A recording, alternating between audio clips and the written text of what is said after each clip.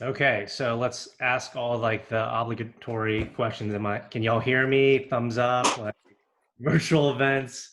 Oh my gosh. Okay, so first things first, Dr. Lee and I are super excited to be here with you all. This is our personal contact information. We are as open and as transparent and as available as possible. So addresses and your cell phones. So if you have a question throughout this entire presentation, please feel free to enter your name in the chat box.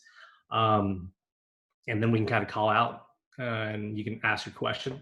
Or if you think of something later down the road and you kind of want to run it by us, please feel free to message and reach out at any time. 2020, you say those words and like it evokes a lot of feelings and a lot of emotions. And I feel like at this point, a lot of us are just kind of like gritting our teeth and bearing through it. But it is a very, very challenging time and it's a very stressful time in a lot of ways. For Dr. Lee and myself and the other practicing dentists on this call, we are finding ways to support our team members and serve our patients to the best of our abilities. For all the dental students on this call, you are already in like a very stressful environment in dental school. And on top of that, it's not as, let's say, as ideal as possible. So wherever you are listening in on this call, we hope that you're in a good place and a healthy place. And if you're not, feel free to reach out to any of us to just have a conversation, because the opportunities to have like one-on-one genuine conversations are becoming, it just feels a little less and less. And so if you ever need to just talk about stuff, we're here for you. So without further ado, let me kind of virtual housekeeping, if at all is possible, just to make this as relatable as possible. If you have your cameras up so we can kind of see people asking questions, that would be awesome. If not, if you're in a place where you can't do that, we totally understand. And like I mentioned, if you have a question that comes up, if I'm kind of going over something and Dr. Lee sees your name in the chat box, if you type it, he'll kind of pause me and he'll be able to help moderate questions. And I'll do the same for him as well. So just as a reintroduction, my name is Darren. I'm a 2015 graduate of the Oklahoma College of Dentistry.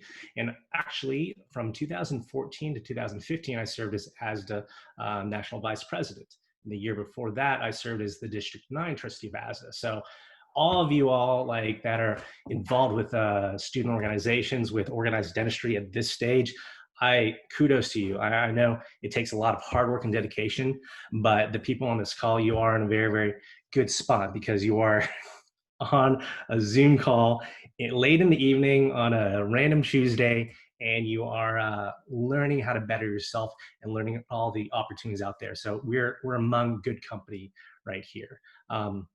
Like Adam mentioned, I serve on the 12th district for the 88 New Dentist Committee.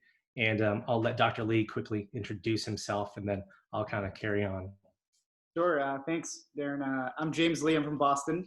I was involved with ASDA in dental school, and after I graduated, I got super involved in organized dentistry. And a lot of it was self-preservation. I think a lot of it is in the new environment, and especially where we find ourselves in 2020, like Darren was talking about, we need networks. We need trusted resources, trusted advisors that we can reach out to when we're going through something difficult or we have a practice question or something challenging. And so that's what spurred me to get involved with the 88 New Dentist Committee. And if a change is happening, I want to be a part of that conversation. And Darren and I are 100% here for you guys. We're like he mentioned, that's my own cell phone. So you text me, call me. We want you to succeed because each and every one of you are the future of our profession, and we're only going to be better if we're united and we're working together. So happy to be here. Thank you.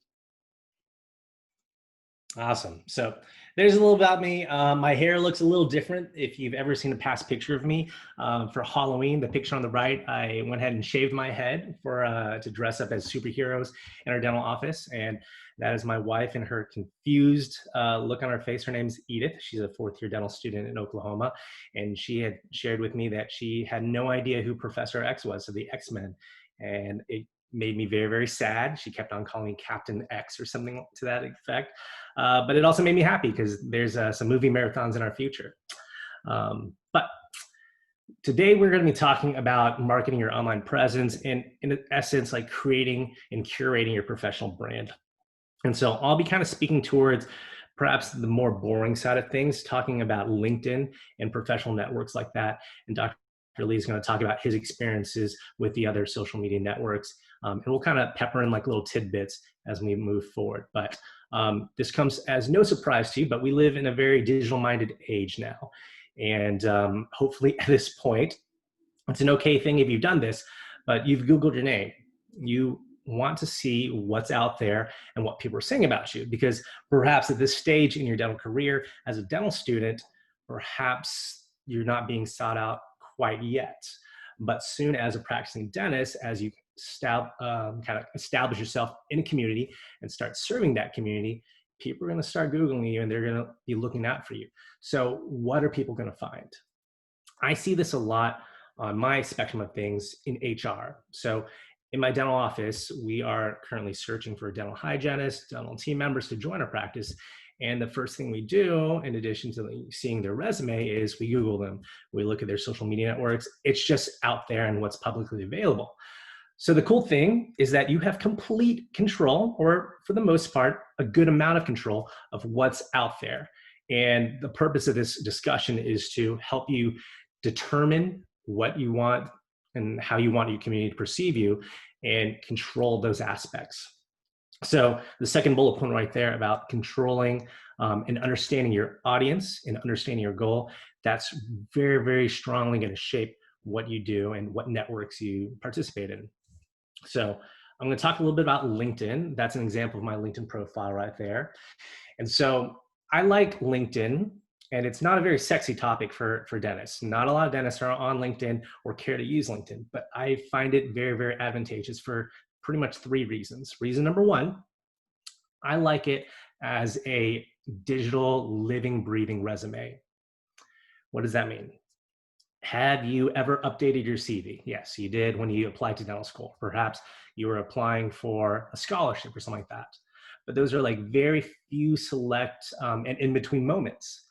But what if you always had a list of accomplishments and recognitions and opportunities and volunteer events and board experience? What if you were able to consistently update that in a very, very easy manner outside of opening your Word document and thinking back, okay, what have I done for like the past 2, 3 years, doing something like that?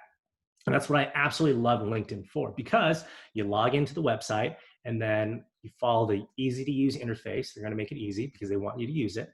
And then you're able to update your accomplishments as time goes on. And so by the time you're ready to move on to the next opportunity, perhaps by the time you're ready to apply for that next accomplishment, someone quickly asks you, hey, can I see your CV? Because I want to nominate you for this professional organization or this recognition or this community award. You have an updated list of everything that's been happening, and you're very, very easily able to translate that all to your actual CV. That's what I love about it. So that's my first bullet point about refreshing your resume often. And this is prime time right now as a dental student, because your list of accomplishments, whether that's through research, scholarships, it's very, very trackable, let's say, over the next few years. But as you graduate and kind of move on, life gets a little hectic and you're probably not thinking about your CV or resume as often as possible. The thing about this social network and any social network is that you want to have really good control over your privacy settings. And you want to know who is looking and interacting with your information as much as possible. And so when it comes to digital networking, be very, very wary of how you accept blind requests. And I'll talk about maximizing connections in just a little bit. But just remember, maybe at this point already, but from here on out, as soon as you graduate, you will be Googled and people will be looking into you and seeing what you're involved with. So I'll do a quick run through of my resume and what that kind of looks like. But that first page right there, the LinkedIn profile, you always start off with like a little blurb or your about me. And you want that section to be impactful. You don't want to have too much information. You want to bore people, but you want to give a bird's eye view of to your audience of what you're about and who you are. Um, you can fill into your experience in education. And so, as of right now, my experience, I've worked in two positions so far since graduating dental school. I worked with a DSO with a corporate group with Heartland. And then for the past 2.5 years, I've worked as an associate in a private practice. And so, in addition to that, I love volunteering. I worked in a lot of I volunteer for a lot of organizations and organized industry. And so I do tend to include that leadership experience within my experience. Education, that's a very, very self-explanatory opportunity. And then the neat thing about LinkedIn, as you can kind of see, is that you can kind of create little hyperlinks. So as your network interacts with your profile, they can click to little videos, or they can click right there. You can kind of see under general dentist, where I currently practice, if a patient perhaps or some member of the community views my profile, they can click right there and jump straight to my website. This also includes volunteer experience. So if you've done Mission of Mercies, if you've done global mission trips, anything like that, that's a perfect place to put that. There's a neat little section for skills and endorsements. And so if you do a lot of public speaking or are heavy into research, there are opportunities for other people interact with that too. There's opportunities for recommendations. And so that's a neat way of like interacting. That's probably a little bit more unique to LinkedIn versus Facebook or Instagram, is that people that you work with in a professional capacity have the opportunity to give you, let's say, like official endorsements. And you can do the same thing for other people that you've worked with as well. And then, of course, like I mentioned, if you've worked with any publications or scholarships, that's a perfect place to fill that out. And the nice thing about this, like I said, is that it's all right there, unless the LinkedIn servers go completely down and their backups fail as well. That information will always be readily available. So if my hard drive gets wiped and I'm like, dang it, I have to rebuild my resumes from scratch, this is perfectly there for you. Now, as far as maximizing connections, this is silly because as soon as I told my wife, hey, I'm going to kind of speak a little about this, she was like, oh, I need to update my LinkedIn. And we've been married a little over a year. And on November 2nd, that's when she added me on LinkedIn and we made it official. And so hence my message of how rude. But let's be truthful here. LinkedIn is full of digital marketers. You're going to be peppered with requests from so many people about, hey, let me tell you about online marketing and how I can grow your patients from 0 to 100 in less than a week. They're full of recruiters, dental recruiters from all the large dental companies. And then they're full of just random entrepreneurs trying to network. I think that's probably the most discouraging thing about LinkedIn, is that there's a lot of junk on there. And what does that help you as a dentist? I already talked about the resume. The thing is, you can create your network however you wish. Depending on your demographic, I work in the downtown area in Oklahoma City, and that's a very heavy population of like young professionals that are coming into Oklahoma City. Believe it or not, even if dentists aren't necessarily on LinkedIn, there are a lot of other jobs are. And so any of the major companies, if you go through LinkedIn's search filters, you can filter through, let's say, Devon. Oklahoma is huge into oil and gas. And so Devon Energy, I can actually filter through there, and I either can just blindly connect with people, or I can actually promote my services towards them. And so I want you to remember it this way. Even though you might be not on LinkedIn every single day, there are other people. And if that's a window into your practice and another window of people viewing the way you practice and the type of practice that you're trying to build, I think it could be a very, very beneficial thing. And that's what I mean by recognizing the marketing opportunities in your practice area. So most dentists might not use LinkedIn on an everyday basis, but there are a lot of people doing that. So I'm going to kind of transition to Dr. Lee, and he's going to kind of take over and talk about things more interesting than LinkedIn. No, I love it. Thanks, Darren. I'm going to talk a little bit about Instagram and Facebook and other social media. When we think about creating content on whatever platform you choose, we really want to start with why. Why are we on here? Why are we spending time to doing this? And is it to document your journey? That's awesome. Is it to influence your peers and colleagues? That's awesome. Is it to expand your referral base or your patient base? That's awesome. But your content is going to be shaped by the why of why you're doing all this. And that relates a lot to your story as well. If Darren, you can go to the next slide. As human beings, we're hardwired to engage with stories and look for patterns. And this is a picture of my first day at the dental office where I currently work. That's me on the right, my mom and my sister. And so depending on how you want to use your platforms, it can be a way to connect, and they can be very powerful on the local level as you develop your own professional network in your area. Or like Darren was talking about, if it's a new area that you're finding yourself in, maybe this platform, we're speaking really generally, but we find that a lot of new dentists might go through 2 or 3 or 4 associateships before they find that perfect dental home. So maybe it isn't the best to necessarily wrap your whole identity around the first practice that you start. Maybe you develop your own brand, and we're giving you some ideas to think about that. So if we go to the next slide, Darren. So social media, a lot of it is a team sport. So there's only so much we can say tonight, but I highly encourage you to reach out to folks that you see doing it really well. And some of the best things that I've learned about social media and content creation have been from your peers. Heather Moore, Bahar Jalalian, Asil, so many other people that I've connected with virtually. I've actually never met them. They're your dental classmates, and they've taught me so many different things. So I want to encourage you not to be afraid to reach out. It actually is social. It's a community, and that's something a really important way to grow. If we can go to the next slide, Darren. I believe that mindset, of why you're doing this and what audience you want to talk to and how you want to talk to them, that's going to be really powerful across any platform that you choose. This is a picture of my local district. So these are the East Middlesex district, just a little bit north of Boston. These are the 265 dentists who I represent, and I'm responsible for taking care of them, checking in on them through COVID, making sure they have PPE. But I don't know if you can see that picture, how many millennials you can spot in that, because there aren't a whole lot, right? And so I share that in that my preferred platform is Instagram.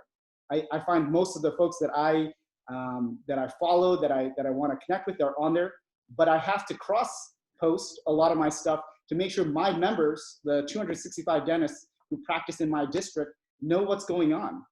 I want to be a resource to them, right? So my posts tend to be around leadership, about dental resources. I want to be the Google, hey Google, or hey Siri. If they have a dental issue, there's a pothole in the road, or there's an insurance problem.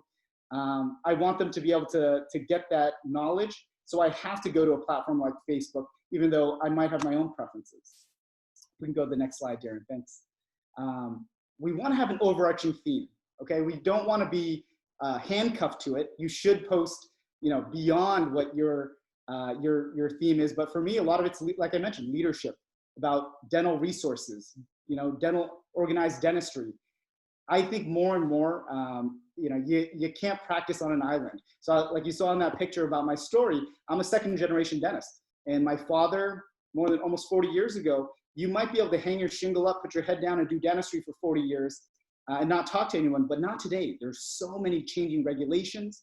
The landscape of insurance and reimbursements are constantly changing. So you really need folks that can give you timely and accurate information. And so one of the things that I want to be is I want to be that resource for the district that I'm responsible for, the dentists that I help take care of, and they support me and I support them. I share this slide, and it's kind of funny. It's icons and associations. As human beings, we automatically want to look for patterns. And so besides what you see in these series of pictures of my terrible choice in fashion, there's a common thread, right? It's a blue tie. It's silly, it's ridiculous, but it works. I had a new dentist classmate of mine go cross country. He's from Boston. Go cross country and attend a very popular dental meeting halfway across the country.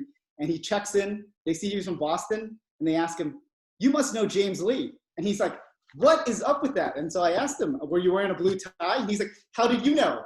It's ridiculous. I'm not recommending that you all wear blue ties, but you are so much smarter and brighter than I am. You can come up with something even better than that. But there's a billion people who look like me. My name is James Lee. It's literally the John Smith of Asia.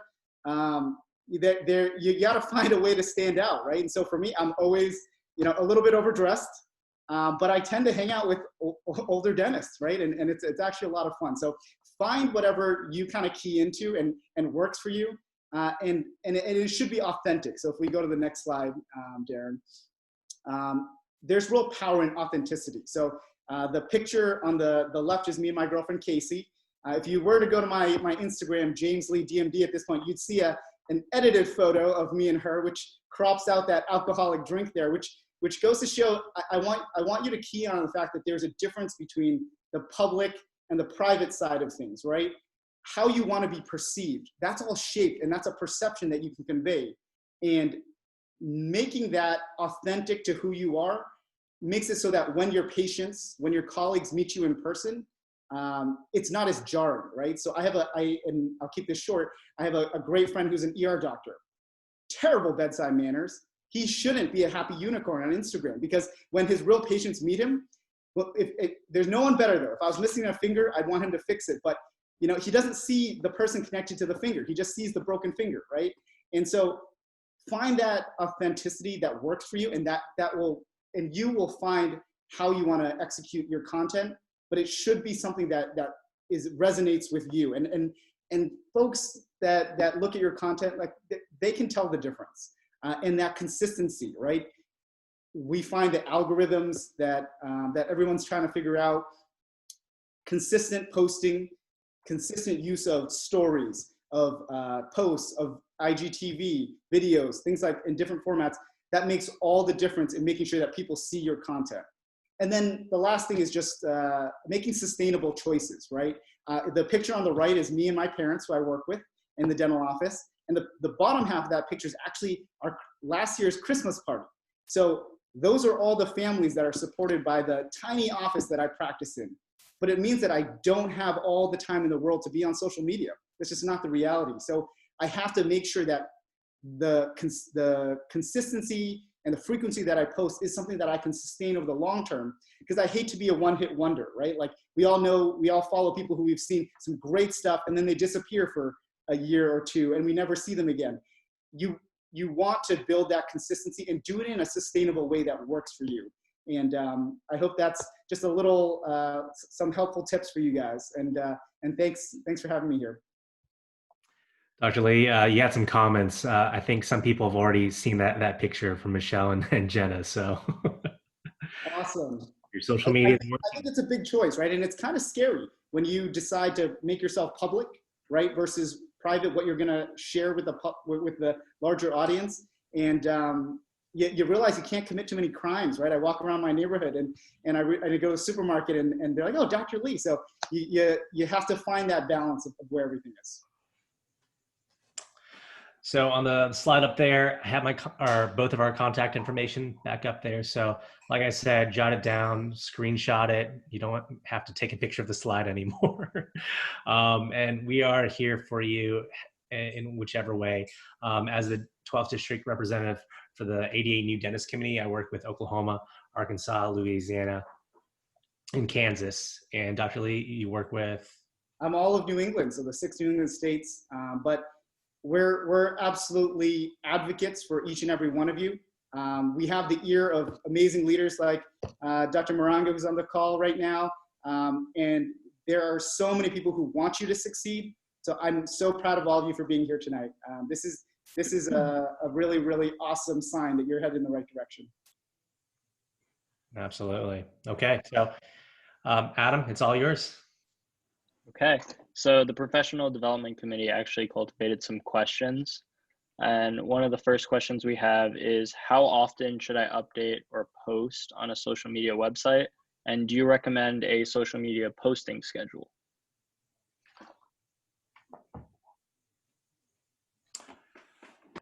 Yeah, so I'll chime in real quick. As far as that, I think one of Dr. Lee's points about sustainability, I think that's huge. And so if you're the type that you need a certain schedule to like keep that accountability, but also ensure that there's like content down the pipeline, that'll just ensure that you have a very steady stream of content. I think we've all been there where we kind of start something and it's like, I don't kind of feel like it today. And then you lose momentum, you lose that cadence, and it's easy to kind of fall off. So if social media and content creation is important to you, my recommendation would be definitely use some sort of schedule and just say every Tuesday or every Thursday or whatever your schedule is, you come up with, I'm going to post some content that day.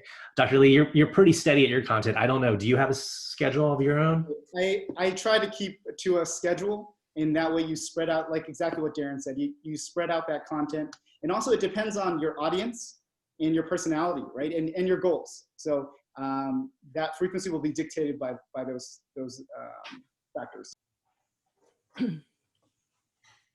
Awesome.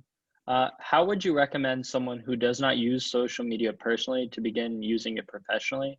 And do you have any tips on building confidence in posting on social media? I think that's a really good question.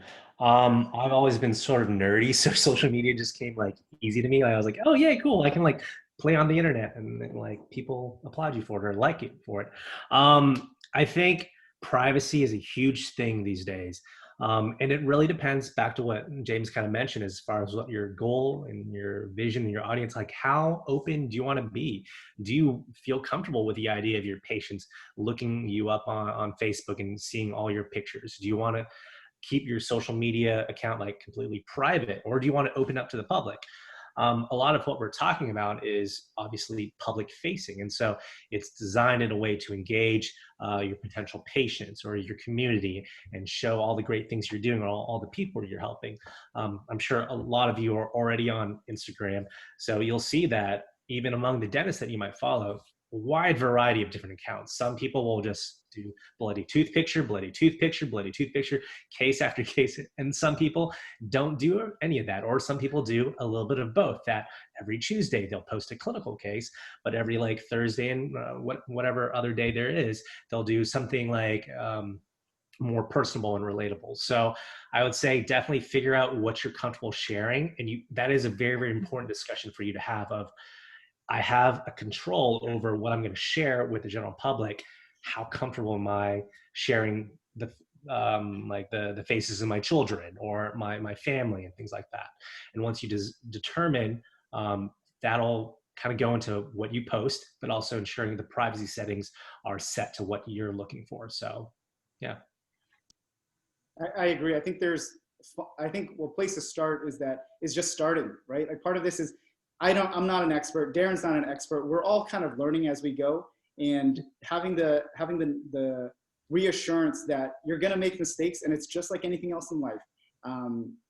Try not to I think what I didn't get to in the little brief segment was if you go public and you choose to maintain an existing Facebook account, you do have to go back and maybe hide or delete those college misadventures, and you can read inebriated adventures in my case, because you do want to present that professional face, right? So there is that thought. Do you start something completely new, a new account? Or do you leverage your existing network, which was my choice, but I chose to go back and make sure that the face that I presented to the public is one that I'm comfortable with. James brings up a really nice point in that just start. Because if you find like any social media influencer that you might follow, just like scroll to their very first page, whenever Instagram was super heavy into those weird filters, and you'll see posts that barely anybody interacted with. And then you scroll all the way to the top and people are just engaging nonstop. So everything starts somewhere. So. Awesome. Thank you so much. I don't see any more questions in the chat. So I think we can conclude this part of the event. And I just want to say thank you so much for this really informative talk. I think I'm speaking for the majority of participants here, that we got a lot of useful information from hearing your perspective. So thank you again. Pleasure. Thank you. Thank you so much, Dr. Liu and Dr. Lee. I'm definitely gonna create a LinkedIn and start from there. So thank you for that. So right now we're going to move on to the second segment of our event. We're very lucky to have Dr. Tepper and Dr. Alex with us for our interview segment. I'm just going to give a short bio. It definitely doesn't do justice to them, so they can talk a little bit more about themselves and just go on with our segment. So Dr. Tepper is a clinical professor of behavioral science at both Columbia's College of Dental Medicine and the School of Public Health, and the director of the Behavioral Science Department at Columbia Dental Medicine. She currently does interview prospective dental students, and Dr. Alex is a first-year orthodontic resident at Columbia University College of Dental Medicine. She graduated with her DDS from Columbia in 2020. She has several research interests and currently serves as a resident interviewer for prospective orthodontic students.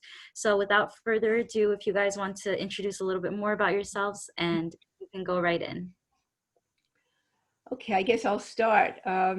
It's really a pleasure to be here with you. As I look at the names here and some of the faces, I know I've had many of you in my classes, and I've even interviewed some of you at admissions. I didn't interview Ashley, but Ashley was one of the most memorable students I had. She may not think so, but it's such a joy for me to be on, doing some work with a former student. It's great. And we actually do have former students, graduates who are on the admissions committee with me. So yeah, I should say, just to introduce, I didn't do any slides. I do slides all day on Zoom, and I'm just up to here between Zoom and PowerPoint on Zoom. I just want to talk very casually to you all. I've been at Columbia for over 30 years, so I've actually taught some of the faculty at Columbia, which is really weird. And I teach the course. I should tell you too that I'm not a dentist. I'm a psychologist. I came from the School of Public Health many years ago. Still do some work in public health to help the dental school come up with a behavioral science course back in the 80s, and it's really blossomed into great things like professional practice courses and foundations and all kinds of courses that deal with interpersonal communication. So I know I'm supposed to be talking about interviewing. I should tell you that just because I'm a psychologist, I'm not an expert on interviewing. All I know about interviewing really is my own experience interviewing people interviewing me early on, although nobody's interviewed me in about 30 years, and interviewing so many students. I've been on the admissions committee, and I'm going to talk from that perspective. I learned early on that you really should only talk about things that you know a lot about. And I was really honored to be asked back in the day, probably 12, 13 years ago, to be on admissions. And my first reaction was, hey guys, I'm not a dentist. I said, well, and their response was, we need you on the admissions because you're not a dentist. And I never understood that until I started to interview prospective students. Because we're all kind of looking for the perfect fit. And I know that sounds very, I don't know, elitist, I guess, but we're looking for the right fit. And I've learned a lot, not only interviewing students, but as some of you know, we interview students one week, a student, then the following week, we present that student to the entire committee, discuss the student, and then vote on admissions or waiting list or what have you. So I've also had the pleasure of listening to 15 other people on our admissions committee talk about their students that they interviewed. And I've learned an awful lot from them as well. One thing I learned early on, this really scares me a little bit. It should scare you too, that a lot of the decisions when one person is interviewing another, I don't care if it's, go back to, dating, picking a mate, applying for a job, whatever, you're always being kind of interviewed when you first meet someone. There's the same basis as applying for dental school. And a lot of it is chemistry. And that's what scares me. A lot of it is the fit between the person who interviews you and yourself. And if you're thinking to yourself, oh my God, that's not fair, it's got to be objective, it shouldn't be subjective, you're absolutely right. But you know something? It ends up being a little bit subjective. Okay. We tend to be attracted to people in life. We tend to be attracted to other people, friends, spouse, partner, because there's something about them that that reminds you of yourself. Because we all have this basic narcissistic root that, you know, we're searching for people that are a little bit like us because we all think that we're all great, right? And we are all great. The question is, what are we great at? When I interview students every week, that's been my Friday morning, by the way, for the past, again, 12 or 13 years. I look for a lot of things. I think these Zoom interviews are dreadful, I'll tell you that. I think it's very different from being in person, meeting at the faculty club and you know, after a beautiful breakfast and having students see the school and such. It's not the same thing, obviously not the same thing. But some of the issues are the same. Some of the factors are very similar. So as I interview students, prospective students, and I hear everyone else on admissions talk about their student, there's really a pattern. And who are we looking for? We're not really looking for ourselves. We're looking for someone that is a good fit for the school. Now, I know some of you in this group, Michelle tells me, are undergraduate students applying to dental school. Some of you are already in dental school. So I thought, when I see, by just looking at the names here, that many of you are in dental school already. It occurred to me when Michelle first asked me that, you know, what do I know about what you guys need? I know about what students need to communicate in order to get into dental school, and you guys are already there. But then I thought, there's so many of our students that come to me when they're beginning to interview for residency programs. To talk about the interview. You know, they're going to be interviewing at Montefiore, Einstein, or other universities. Is it any different from the kind of an interview process as getting into dental school? Well, it is and it's not. What Dr. Liu and Dr. Lee was taking some notes from their talk. It's in some ways it's very similar to once you're a dentist marketing yourself to your patients and your community, but the kind of things we're looking for really we want to know what their story is. We want to hear from them what their story is, what distinguishes them from other people that are maybe applying. We want to get a sense of who they are. We want to get a sense of what they've prepared. What have they done differently that other applicants have not done? In this case, as a college student, we're looking for students who are very community minded, that have done outreach programs, that work in the community, that volunteer in the community. We're looking for students that have some, you know, strong moral sense that comes out in the interview. We're looking at students also, you know, I'm looking at, you all know, some of you know Dr. McManus, who's now our Dean of Admissions. He's given us this little sheet to fill out after we interview a student.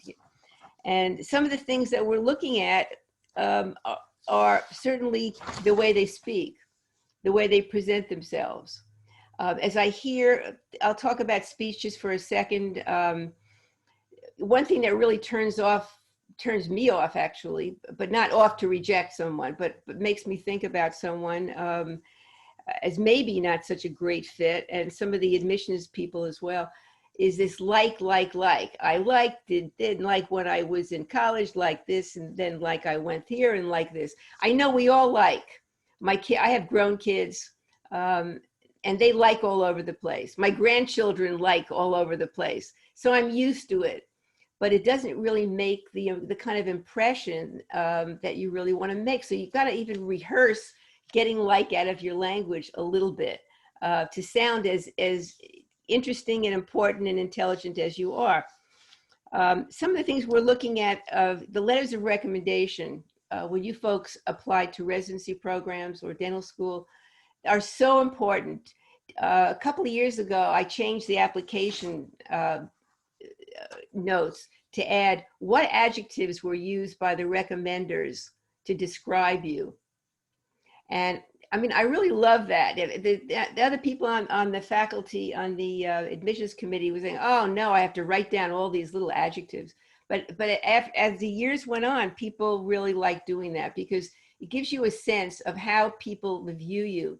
And one thing I want to say too is, you know, be careful of who you ask for a letter of recommendation. Most of the time, you'll ask people who you know will write good letters. I'm sure most of you will do that, but occasionally you really don't think about the impression you made on someone or how well they know you. A big turnoff in a letter of recommendation is the obviousness of someone who really doesn't know the student and has all of these really kind of uninteresting, boring things to say about the student. It doesn't really use words like distinguishing them from others and leadership skills and such. I should say in the letters that I've written for many of our Columbia students over the years who are applying to residency programs, I would say I write a letter for about 1 out of 3 people or maybe 4 people who ask me. Because I feel if I can't write something glowing, if I really don't know them and I can't write something super spectacular, then they should ask somebody else who knows them better. I would, if I wasn't very tactful, I would say, you know, I can't say anything great about you. Ask somebody else, but I don't say that, of course. Other things, you know, we look for in students, certainly, you know, compassion and real connectedness to the profession. I mean, if you're applying for an ortho, I'm thinking of Dr. Alex. Ashley, you're an ortho, right? Yes. Yeah. So, I mean, when you applied, it was very obvious that you were moved in some way by becoming an orthodontist.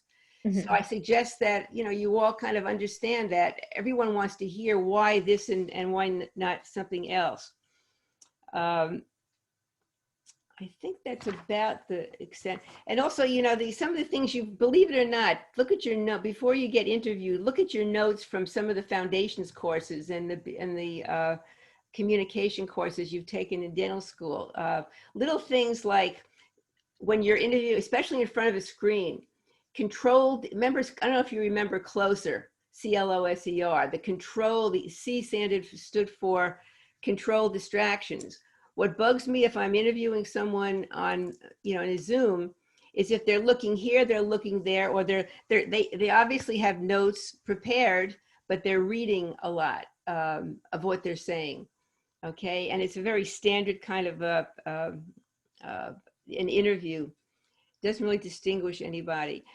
Look at the person you're interviewing. Eye contact, you know, is so important in life, and it's so hard online to maintain eye contact sometimes.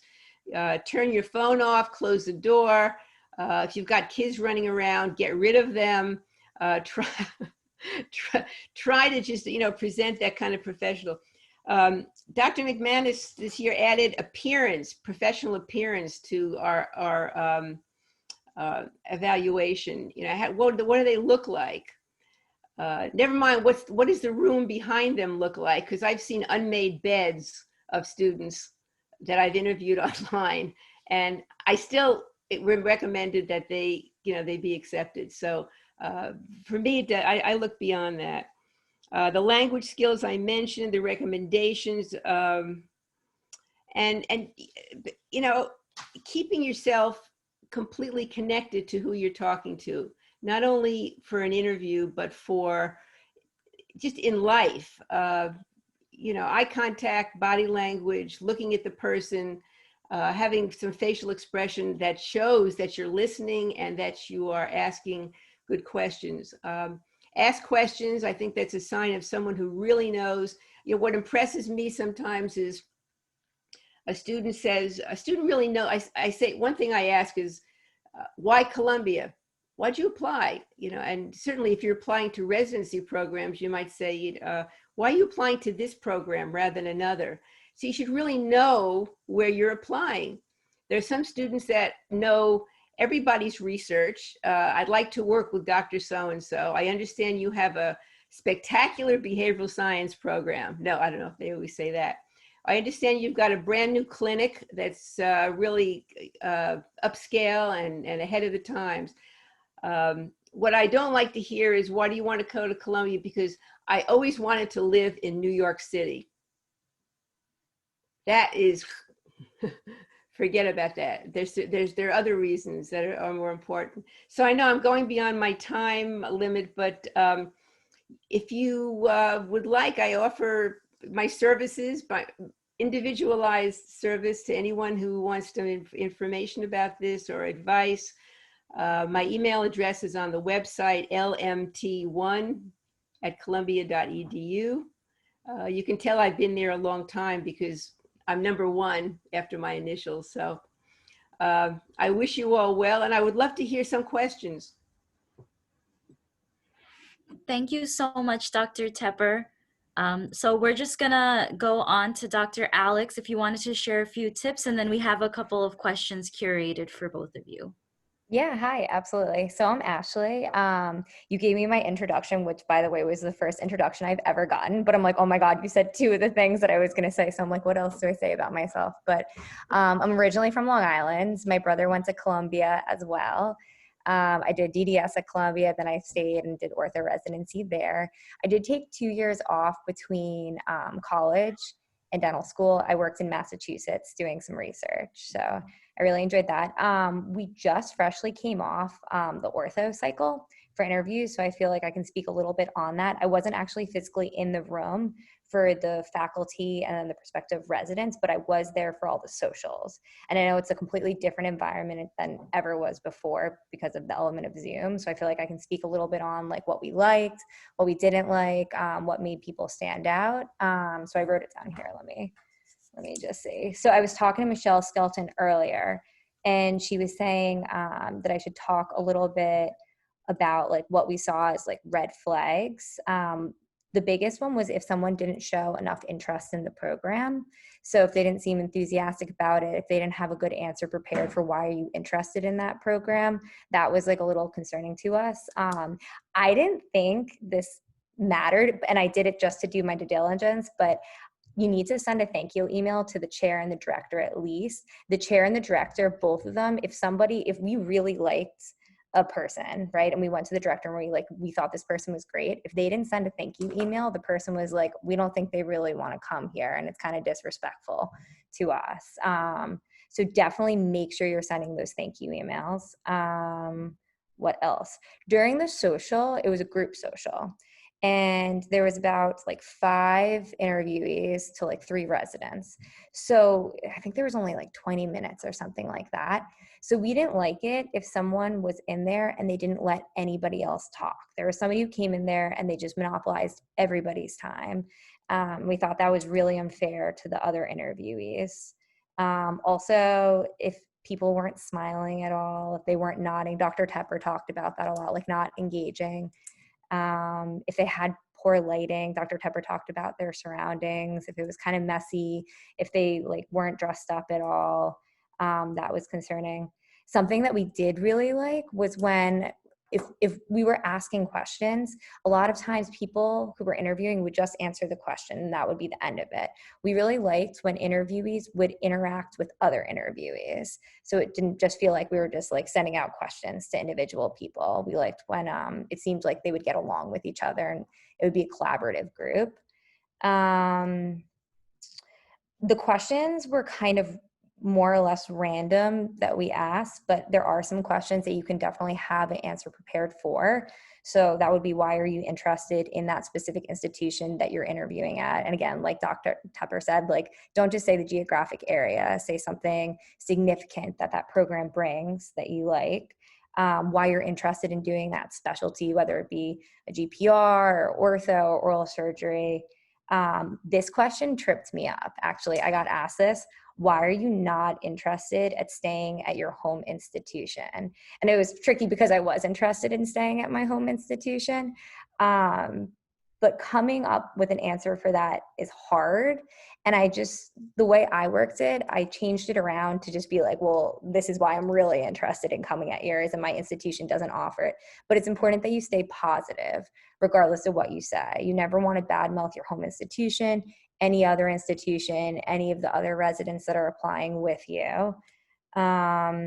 Another thing, just kind of to have in your back pocket, is an interesting fact. They'll definitely ask you something about that. Yeah, and just to be friendly and humble, and just excited to be there and interviewing. Yeah, happy to answer any questions. There's a question about thank you cards from Mona. If you were to send thank you cards, can you ask for their business cards? Would it be inappropriate? That's a very good question. Yes, you should ask for their business card. If not, you should know what their name is and find out their email address. Is it inappropriate to send an email? I tell you, nowadays, no, it's appropriate. What kind of a thank you? It should be a very gracious a letter of appreciation. You could mention some of the things you heard about the school. You can also feel free to ask any more questions that you might not have covered, but it is so important. On the admissions committee at Columbia, there's many times actually, when, not too many times, but a member of the committee would present a student and say, and the student would be kind of borderline, is it high wait list, accept, where do we put the student? And she'll say something like, he didn't even send me a thank you note. And that was, so yes, a thank you note is important. Okay, thank you. We actually have a bunch of questions curated for you guys to answer. Adam, if you want to just pick and choose a question. Sure. So a big question was, how can I reduce anxiety prior to an interview?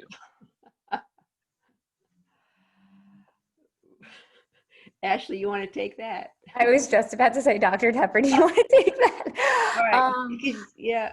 I don't know. It's so stressful. I think the best thing you can tell yourself is a reason that you have that interview is because you are already qualified and they already are interested in you. And they just kind of want to see if the program, if you'll be compatible with the program. But also remember, they're trying to sell the program to you because they are really, really interested in you. And I'm telling you right now, like, telling the program director or in that email that you're genuinely really interested in that program and you're thinking of ranking them highly. You have to be careful in your wording. That goes a really, really long way. Yeah, it does. Yeah, building on what Ashley said, yeah, one thing that is a turnoff, if I mean, some students say what's a turn on actually to hear is that, Columbia is my dream school. I mean, yeah, I went to Columbia and it was my dream school too. And I was very honored to be accepted. However, sometimes when that's, as somebody would say, sometimes we ask, where else have you applied? And it's very, so. And I think that they need to know that that place is where you really want to see yourself, like Ashley said. Sometimes students in an interview will say, well, Columbia is not my first choice, but it's up there. And most of us are graduates of Columbia. We're saying, what do you mean it's not your first choice? It's better than these other schools you have applied to, right? But yeah. I actually have a question. So I know you guys are saying to make sure that program directors know that this is a top choice or you are very interested. Is there such a thing as coming off almost, I don't want to say desperate, but like very, very, like I'm assuming that might also be a turnoff. So how do you find a balance between showing that you're interested but not putting yourself on the program directors? I feel like as long as you don't like spam them with multiple emails, I think it would be really hard to come off as like desperate, like I think if you just show genuine interest and show that you're excited about the program, like I don't think they'll think you're desperate. I think they'll just think you're want to come there, But yeah, I wouldn't be like annoying and send like a ton of emails, just like your one thank you email at the end. Yeah, it's a hard balance. You don't want to seem desperate, but yeah. Can I get back to something that was mentioned a little while ago about the appearance and the stress that you are feeling, the anxiety? You really need to take a deep breath. I mean, we always say take a deep breath, but really take a deep breath. Be very comfortable with who you are.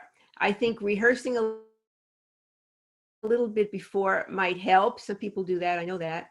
And one important part, I think, to establish this whole establishment of rapport, to make this chemistry work between you and who's interviewing you, is smiling, of all things. Being comfortable in your own skin. Really, you smile, you're making eye contact, and doing all these things. They're very, very important factors in establishing this connection with your interviewer. Okay, thank you. Actually, can I second that? That's something I wanted to say and I forgot to say it. So at the social, when we can see like the whatever number of interviews that we have, we can see everybody at the same time because they're like in their own little individual Zoom squares. So it sounds like kind of fake, but I think it's important. You have to like posture your face so you seem like engaged and happy all the time. Like I've been watching Dr. Lee and and I think it's very, very genuine. I don't think he's posturing his face, but he's like smiling. He's like, his baseline is just smiling. He looks calm. He looks happy. He looks like he wants to be, like, I think that's an important thing to do because there were a couple of people who just like looks like that the entire time when they weren't talking. So just seeming happy. I have a question. So I'm currently a first-year dental student at Columbia, and I have made a dental Instagram. So kind of just bridging the two topics. As much as I want to be transparent and authentic, like Dr. Lee was saying with social media, is there a line that we shouldn't cross while posting and sharing things for the time that we then apply to residency? Because clearly, we can be looked up, people can read through our posts, and should we just keep it mainly positive in what we share online, obviously professional, but if you could just comment on that, thank you. Dr. Tepper, do you want to take this one? I don't know. I think you should definitely always just be positive no matter what. You want to show yourself in a positive light to the administration committee, or admissions committee, excuse me. We like searched, if we were really, really interested in someone, we did search their social media, but there wasn't a whole lot of things we like held against them, I don't know, but obviously being professional, being appropriate. Dr. Tepper, can you talk a little bit on this? I don't know. I don't do much social media, but I do know that there was a faculty member at Columbia years ago who had a photograph that was posted in some kind of a social media, maybe it was Facebook, of herself with two students at Coogan's. And they were, I don't know if they were teaching assistants, research assistants, and I mean, like one was on either side, kissing her on either side of her face, which is, maybe it's appropriate for some people, but when it was put onto Facebook, and the chairman of the department really got some info. It was kind of a long story, and that person went nowhere professionally after that. And I know it sounds very conservative to say that, but the people who are in charge of important decisions in your life might not be like you or like people that and have other ideas of what's appropriate. So I think you have to be very careful what gets posted. Okay, well, I think that's about the time that we have. I just really wanted to say thank you to everyone from the bottom of my heart. Like, this was so helpful. I know that everyone will take away a lot from this, and we have your contact info if anyone wants to reach out. Just thank you so much. And also for everyone that joined us on a Tuesday night, like Dr. Lou said, at 8:30, you guys are still here. So have a wonderful night, and look out for more events from the ProDev committee. And thank you to Adam as well. All right, everyone, have a great night. Take care. Thank you. Take care. Be well.